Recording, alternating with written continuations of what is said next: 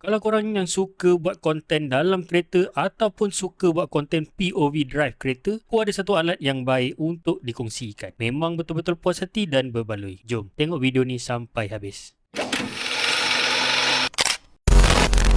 So, inilah dia Ulanzi Electric Suction Base. Satu produk Ulanzi yang lain macam kali ni. Kalau korang sedang mencari satu phone holder yang mempunyai base yang cukup kuat dia punya lekatan, inilah barangnya. Dia punya melekat memang kuat, betul-betul padu. Ini kerana dia menggunakan electric vacuum yang mana base ni akan sedut sendiri pada apa-apa permukaan tanpa perlu korang tekankan alat tu. So, itulah teknologi yang ada dekat alat Ulanzi ni. Seperkara lagi, kalau alat ni tiba-tiba longgar, dia akan detect dan sendiri sedut bagi melekat semula. So memang kokoh dan takkan longgar punya. Itulah specialnya alat ni. Korang tengok sendiri macam mana dia vacuum sendiri bagi melekat kalau longgar.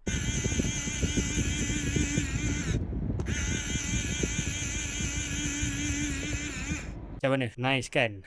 Lain macam alat ni. Nak tanggalkan, just picit je button bahagian ni. Simple. Dia punya melekat, jangan ceritalah. Memang padu. Melekat habis. Dijamin takkan jatuh. Dan setiap pembelian didatangkan sekali dengan double ball heads dan juga phone holder. So, korang kena install sendiri dekat base tadi macam yang aku tunjukkan dalam video ni. Lepas ni, kalau korang nak buat konten dalam kereta ataupun nak POV shoot sambil bergerak, dah tak perlu risau dan takut kalau handphone korang tu terjatuh. Aku boleh cakap memang kukuh dan padu. Ulanzi memang tak perlu lagi diragui kualiti produk dia. Memang padu. So macam biasa, kalau korang berminat dengan item ni, link aku sediakan dekat bawah ni.